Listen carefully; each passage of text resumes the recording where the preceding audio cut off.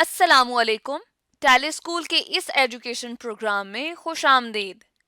ये programme TV पर हुकूमत पाकिस्तान और सबक फाउंडेशन की शिराकत से पेश किया जा रहा है। इसके लेसन्स पाकिस्तान के तमाम तालीमी बोर्ड्स बशमूल कैम्ब्रिज के सिलेबस के मुताबिक तैयार किए गए हैं, जिसमें एजुकेशनल कंटेंट सबक फाउंडेशन प्रोवाइड कर रही है।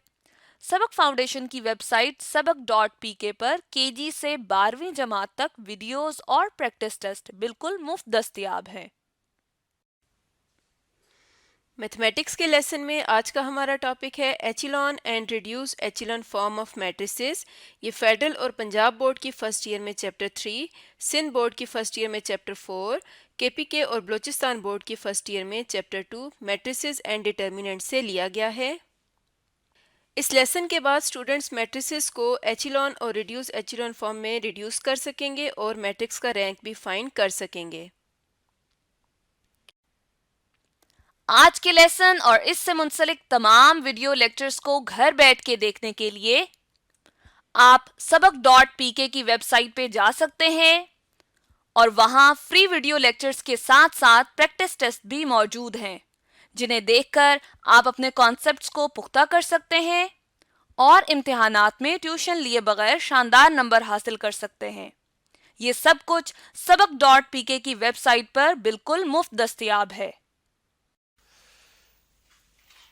वेलकम स्टूडेंट्स, हम बात करेंगे प्रॉब्लम की जो कि echelon and reduce echelon form of matrix है। ठीक है, इसे एशलॉन भी कहा जाता है जी। ठीक है, ठीक। तो अब देखें, हमारे पास जो क्वेश्चन है वो कुछ इस तरीके से है कि mark the matrices which are in echelon and reduce echelon form. ठीक है, मतलब कुछ ऑथर्स ने जो एचलॉन फॉर्म है उसी को रिड्यूस एचलॉन फॉर्म से रिलेट किया हुआ है। ठीक है, मतलब इन दोनों में कोई इतना ज़्यादा डिफरेंस नहीं रखा हुआ, लेकिन अगर हम देखें तो कुछ ऑथर्स जो है वो इनमें एक डिफरेंस रख रहे हैं।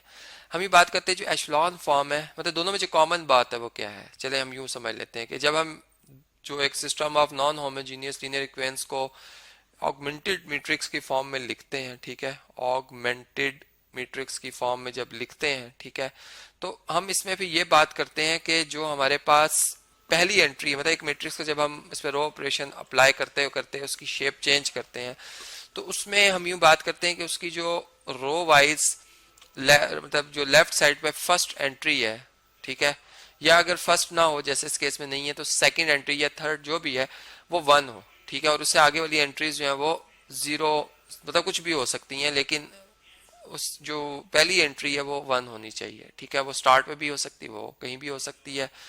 और कुछ ऑथर्स कह रहे हैं कि जी ये 1 के अलावा कोई नॉन जीरो नंबर हो, मतलब 2 हो सकता है, -1 हो सकता है, मतलब 1 ना हो, सॉरी 0 ना हो। ठीक है, फिर इसके बाद जो दूसरी कंडीशन वो ये है कि जो 0 वाली रो है, सही आप देखें, ये बिल्कुल मतलब इससे नीचे कोई नॉन जीरो रो ना आ रही हो, ये भी एक बात है। मतलब देखें, जैसे फर्ज करेगा ये रो इधर आ रही होती है और ये रो अपनी जगह पे होती है, तो फिर ये इस डेफिनेशन के मुताबिक ना तो ये एचलॉन फॉर्म है ना ये रिड्यूस एचलॉन फॉर्म में है। ठीक है, मतलब ये भी एक इसमें इंपॉर्टेंट पॉइंट है। और तीसरा ये है कि जब लीडिंग कोफिशिएंट, हमें इसे लीडिंग कोफिशिएंट भी कहा जाता है। ठीक है, मतलब जो कि पहली आपको मिल गया, जो भी नॉन जीरो नंबर है, अब 1 हो या 2 हो, जो भी लीडिंग हमारा कोफिशिएंट है, अगर फर्ज के मैं 1 की बात करूं तो ये लीडिंग कोफिशिएंट जो है, अब इसके बाद जो अगर हम मतलब इससे पीछे 0 होंगी एंट्रीज। ठीक है, एक तो ये हमें इस वाले कॉलम में सारी एंट्रीज 0 होंगी 1 के नीचे, अगर आप देखें ये पहचान है। और फिर दूसरी बात ये कि उससे पिछले, मतलब अगर ये सेकंड कॉलम बनता है तो आप देखें तमाम रोज जब इससे जो नीचे आ रही हैं उनमें सेकंड कॉलम से पीछे पीछे वाली, मतलब फर्स्ट कॉलम में और सेकंड कॉलम में जो ये वाली एंट्रीज है सारी 0 होंगी। ठीक है, सारी एंट्रीज क्या होंगी, 0 होंगी। ये इसमें एक और बात है। ठीक है, अब देखें जैसे ये 1 है तो अब इससे नीचे सारे 0 है, फिर ये 1 है तो इससे नीचे 0, और इससे पीछे पीछे अगर आप देखें जिस रो जिस कॉलम में ये आ रहा है, ठीक है, तो उसमें रहते हुए अगर आप देखें तो देखें 1 से पीछे सारी एंट्री 0 है, और 1 से नीचे वाले जो ये कॉलम है, ये रो जो बनती है जिसमें एंट्री लिखी हुई है भी 0 है, इससे पीछे भी सारी 0 है। तो हम कह सकते हैं कि ये हमारे पास एचलॉन फॉर्म है। ठीक है, जबकि रिड्यूस एचलॉन फॉर्म में ये होता है कि 1 जहाँ जहाँ पे 1 हम देख रहे हैं अब इससे ऊपर भी 0 होंगे, मतलब यहाँ भी 0 आएगा, यहाँ भी 0, यहाँ भी 0 आएगा, जो कि इधर नहीं है। इसमें मैं कहूंगा कि ये वाला मैट्रिक्स जो मेरा है ये एचलॉन फॉर्म में है। ठीक है, एचलॉन फॉर्म है मेरे पास। ठीक है, जबकि इस मैट्रिक्स को भी आप देखें तो ये एचलॉन फॉर्म ही है, ठीक है। दोनों किस में है जी, दोनों मैट्रिसेस जो है वो एचलॉन फॉर्म में है, या एक्लॉन फॉर्म भी कहते हैं इसे। अब देखें, अगर हम इस मैट्रिक्स को देखें तो ये भी हमारा मैट्रिक्स जो है, देखें 0 0 0, देखें इसमें 1 आया अगर, ठीक है, फर्स्ट रो में। एक तो कि पूरी जीरो वाली रो नहीं हो सकती थी, ठीक है। और दूसरी बात यह कि अब इससे नीचे यहाँ पे एंट्री 0 होनी चाहिए थी, और फिर यहाँ भी 0 होना चाहिए था, जो कि काफ़ी ज़्यादा हमारी डेफिनेशन को, मतलब यहाँ पर जो है वो कंट्राडिक्ट कर रहा है, डेफिनेशन के खिलाफ बात हो रही है। इसका मतलब कि ये नॉन एचलॉन फॉर्म में है, नॉन एचलॉन फॉर्म है, ठीक है, एक्लॉन फॉर्म, ठीक है जी। ये बात क्लियर होगी आपको। इसी तरह से अगर इस मैट्रिक्स को देखें तो इसमें यहाँ पे अगर 1 आ गया तो इससे नीचे 0। अब उसके बाद आप अगर यहाँ पे देखें तो यहाँ पर मतलब अगर चलें, अगर नॉन जीरो एंट्री है तो इसके नीचे 0 होना चाहिए था, ठीक है। चलें, अगर ये 3 भी है, -3 भी है, तो इसके 0, इसके नीचे 0 आना चाहिए था, जो कि हमें चीज़ बता रही है कि ये भी जो है वो नॉन एचलॉन फॉर्म है, ठीक है, नॉन एचलॉन फॉर्म है। ये भी क्लियर होगी हमें बात। इसी तरीके से अगर इन 4 मैट्रिसेस को देखें तो आप इस मैट्रिक्स को अगर देखें तो यहाँ पर 0 0 0, चलें ये पूरा कॉलम ही 0 हो गया। अब 1 लीडिंग कोफिशिएंट है, इसके नीचे 0, फिर ये लीडिंग कोफिशिएंट है, इसके नीचे 0, और फिर मतलब कि ये पूरी रो ही 0 है। तो ये एचलॉन फॉर्म भी है, और फिर हम देख रहे हैं कि ऊपर भी 0 है, मतलब यहाँ भी 0 आ गया है। और अगर चूंकि ये पूरी रो ही 0 है तो यहाँ पे 1 आ नहीं सकता, इसलिए हम कहेंगे कि ये वाला मैट्रिक्स हमारा रिड्यूस्ड एचलॉन फॉर्म में है, ठीक है जी, एचलॉन फॉर्म। तो एक तो ये क्लियर होगी हमें बात यहाँ से, ठीक है जी, ये रिड्यूस्ड एचलॉन फॉर्म है। और अगर इस मैट्रिक्स को आप देखें तो ये देखें 1, इसके नीचे 0, फिर यहाँ पर कोई भी एंट्री आ सकती है, मतलब लीडिंग कोफिशिएंट आपका नॉन जीरो आ गया है, ठीक है। अब इसके बाद आप यहाँ पर देख रहे हैं 0, अब ये 1 आ गया, ठीक है। मतलब सेकंड रो अगर पूरी 0 हो जाती है और ये इसी तरह होता तो ये फिर भी हमारा मतलब जो है ये मैट्रिक्स ना तो एचलॉन फॉर्म में होता ना ये रिड्यूस एचलॉन फॉर्म। लेकिन अभी हम देख रहे हैं कि 1 है, इसके ऊपर भी 0, नीचे भी 0, ये 1, इसके ऊपर भी 0, तो हम ये कहेंगे कि ये मैट्रिक्स भी हमारा किस पे है जी, एचलॉन फॉर्म में ही लिखा हुआ है। इसी तरह से अगर हम इस मैट्रिक्स की बात करें तो इसमें लीडिंग कोफिशिएंट 1, इसके नीचे 0, फिर 1, ठीक है, इससे नीचे 0 और फिर 1, ठीक है। तो ये वाला मैट्रिक्स जो हमारा वो आप अगर देखें तो ये वाला मैट्रिक्स हमारा जो है वो एचलॉन फॉर्म में, लेकिन ये रिड्यूस एचलॉन फॉर्म में नहीं है, ठीक है, ये सिंपल एचलॉन फॉर्म में है, एचलॉन फॉर्म, ठीक है जी। जो मैंने आपको बताया था कुछ ऑथर्स ने इनमें जो डिफरेंस रखा हुआ है डेफिनेशन में, उस लिहाज से ये सिंपल एचलॉन फॉर्म में है, जो कि हम कह सकते हैं कि गॉस एलिमिनेशन मेथड के मुताबिक जब हम एक पूरा प्रोसीजर चल रहे होते हैं उसमें अगर एक मैट्रिक्स उस शेप में लिखेंगे तो ये एचलॉन फॉर्म कहलाएगी उसकी, ठीक है। और वो मेथड जो हमारा वो गॉस एलिमिनेशन मेथड कहलाएगा। अगर आप इस मैट्रिक्स को देखें तो ये पूरी 0 वाली रो जो है वो एक नॉन जीरो रो से अबव आ गई है, जो कि अगेन डेफिनेशन के रॉन्ग, मतलब ये से बिलो हो सकती है, सबसे बॉटम में हो सकती है, बॉटम वाली दोनों टू रोज जो है वो 0 हो सकती हैं, लेकिन ऐसा नहीं हो सकता कि एक 0 वाली रो के नीचे एक नॉन जीरो रो आ जाए, ठीक है, ये भी डेफिनेशन के खिलाफ है। तो हम ये बात करेंगे कि ये भी हमारा एक नॉन, ये भी जो मैट्रिक्स है ये नॉन एचलॉन फॉर्म में लिखा हुआ है, ठीक है जी, नॉन एचलॉन फॉर्म। ये बात क्लियर होगी आपको। इसी तरीके से हमने और मैट्रिसेस भी लिखे हैं जी। अगर आप देखें मैंने एक जनरल मैट्रिक्स भी लिखा है, उसको भी मैं आपसे डिस्कस करूंगा। अब ये वाला मैट्रिक्स अगर आप देखें तो इसमें हमने एक बात ये नोट की कि ये 0 है, इसके नीचे 1, फिर 0, ठीक है। अब देखें ये 1 आ गया और इससे नीचे 0, लेकिन ये वाली जब हम सेकंड रो में स्टार्ट कर रहे हैं तो ये वाला 1 इस वाले जो आपका ये कॉलम नंबर 2 है इससे आगे होना चाहिए था, यहाँ पर इसकी पोजीशन यहाँ पर होनी चाहिए थी, ठीक है। इसका मतलब ये एचलॉन फॉर्म में नहीं लिखा हुआ मैट्रिक्स, ठीक है, मतलब बन सकता है ये एक अलग बात है, लेकिन ये लिखा नहीं हुआ, ठीक है। ये बात आपको क्लियर हो गई। तो ये भी नॉन एचलॉन फॉर्म है, ठीक है जी।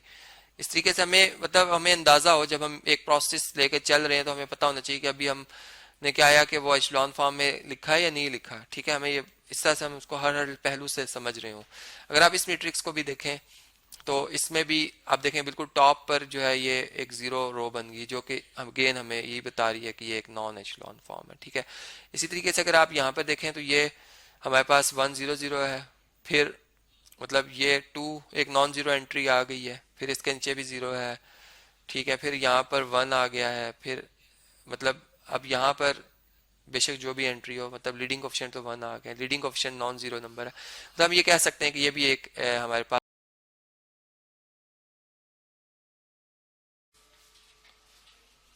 स्टूडेंट्स, आज हम बात करेंगे रैंक ऑफ ए मैट्रिक्स के ऊपर। और अगर हमारे पास एक नॉन जीरो, जैसे कि यहाँ पर एक मैट्रिक्स नज़र आ रहा है जिसमें कि तमाम एंट्रीज जो है वो नॉन जीरो हैं, ठीक है, इसे हम कहते हैं नॉन जीरो मैट्रिक्स। अब इसका अगर हमने रैंक फाइंड करना है तो सबसे पहले हम क्या करेंगे जी, इसे रिड्यूस्ड एशेलन फॉर्म में कन्वर्ट करेंगे, ठीक है। अब वो कैसे कन्वर्ट करते हैं, वो हम जो रो ऑपरेशंस हैं उसकी मदद से इसको जो है वो रिड्यूस एशेलन फॉर्म में कन्वर्ट करेंगे। वो मैं अभी आपको समझाता हूँ कि कैसे हम कन्वर्ट कर रहे हैं, ठीक है। तो यहाँ पर बस आपको ये बात याद होनी चाहिए कि ये इसकी फॉर्म जो बनेगी वो एशेलन फॉर्म बनेगी, ठीक है। और उसके बाद जो है जब हम इसको कन्वर्ट कर चुके होंगे तो हम देखेंगे कि इसमें जो नॉन नॉन जीरो रोज है, ठीक है, मतलब ऐसी रोज जिसकी तमाम एंट्री जीरो नहीं है, ठीक है, उनको गिनेंगे। और उनकी तादाद जो होगी, फर्ज करें अगर 2 है या 3 ही आ जाती है, तो वो बेसिकली जो है वो रिप्रेजेंट करेगी रैंक ऑफ इस मैट्रिक्स को, ठीक है। तो नॉन जीरो रोज जो है वो रिप्रेजेंट करेंगी रैंक ऑफ ए मैट्रिक्स, ठीक है जी।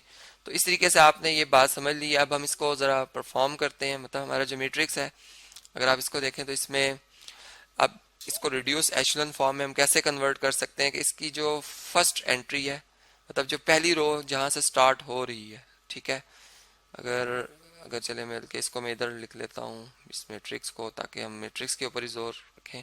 अब देखें ये हमारे पास जो है यहाँ पर जो हम फर्स्ट इस पे ऑपरेशन करेंगे वो ये होगा कि जो हमारी फर्स्ट रो है वो 1 होनी चाहिए, मतलब उसमें उसमें जो फर्स्ट एंट्री है जो कि लेफ्ट से स्टार्ट हो रही है ये 1 होनी चाहिए, पॉजिटिव 1 होनी चाहिए, जो कि ऑलरेडी पॉजिटिव 1 है, ठीक है।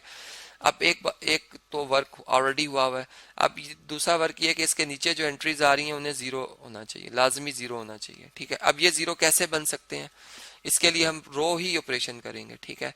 और इस तरह से हम कन्वर्ट कर सकते हैं कि हम जो है इधर अगर इस तरह से देखें कि ये 2 और ये 1, ठीक है, 2 में से 1 को अगर माइनस करें तो 1 आता है, लेकिन अगर इस 1 को मैं 2 से मल्टीप्लाई कर दूं तो 2 में से 2 माइनस करूंगा ये 0 आ सकता है। और इस तरह 3 में से अगर इस 1 को मैं 3 से मल्टीप्लाई करके सब्ट्रैक्ट कर दूं तो ये भी 3 आ सकता है, ठीक है।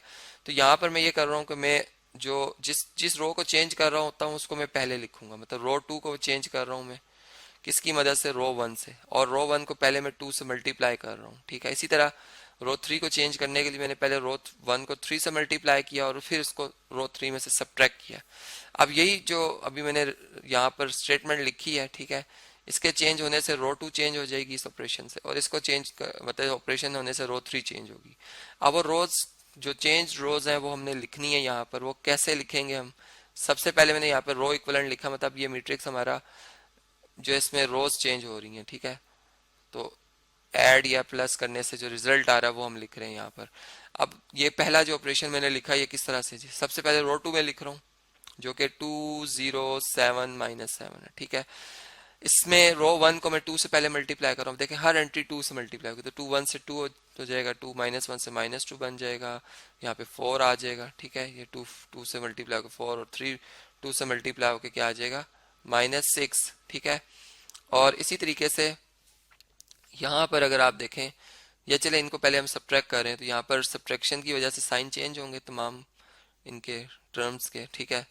ये माइनस हो जाएगा 2 में से 2, 0 0 में 2 ऐड करेंगे 2, 7 में से 4 माइनस करेंगे 3, -7 में +6 करेंगे -1, तो ये हमारे पास चेंज्ड रो 2 है हमारी, ठीक है।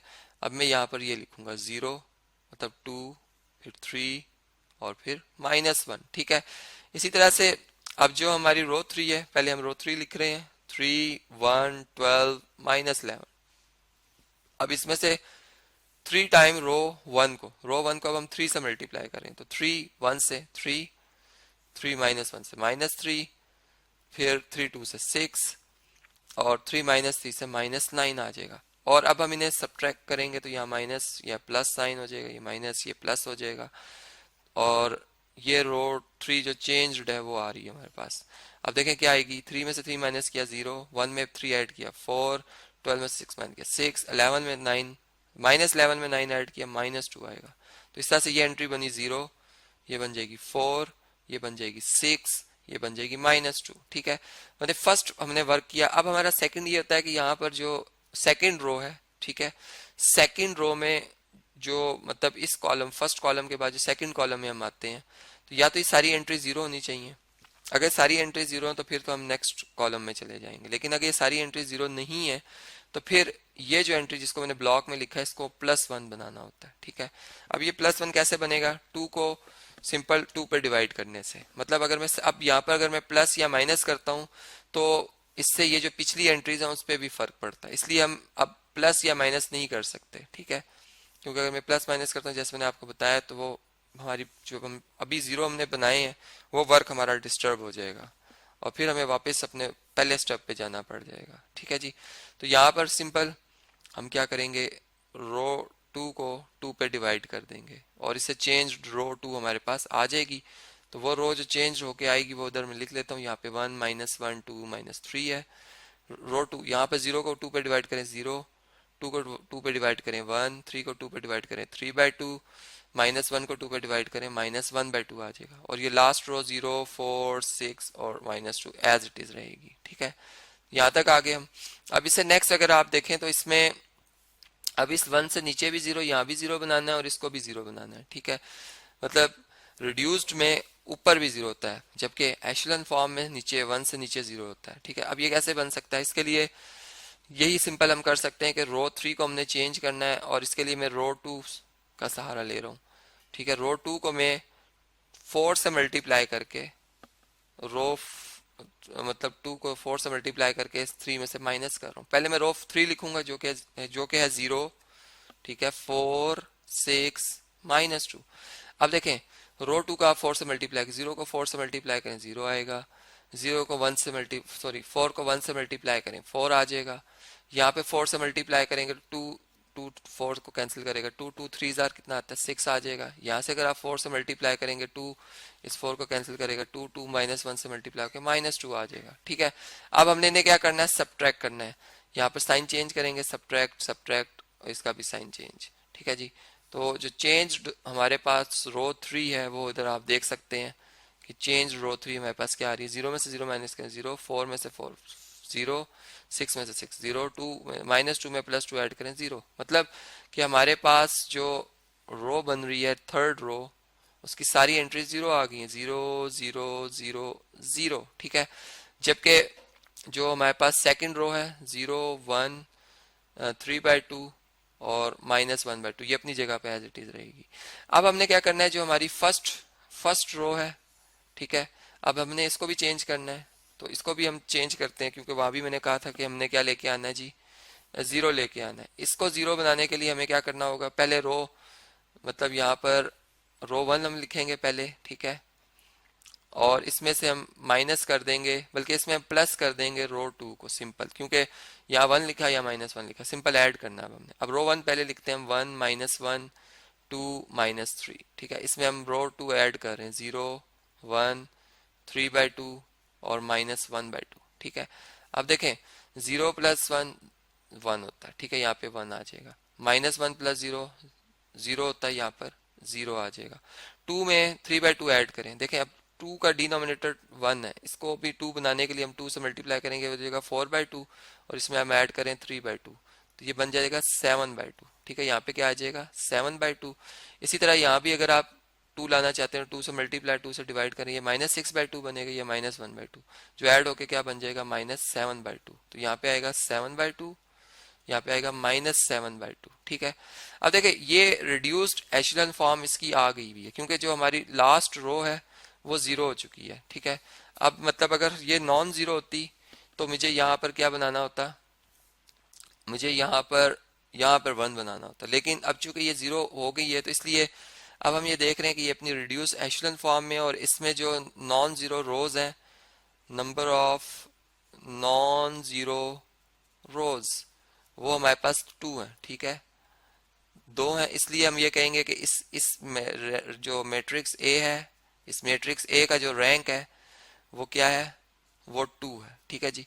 अब रैंक को है हम ऐसा भी डिफाइन कर सकते हैं कि अगर मैं ट्रांसपोज ले लेता इसका, ठीक है, मतलब ए का अगर ट्रांसपोज लेता तो मेरे पास यही जो मैट्रिक्स है, मतलब ये जो हमें नजर आ रहा है ये कुछ इस शेप में नजर आएगा 1 0 7/2 और -7/2, ठीक है।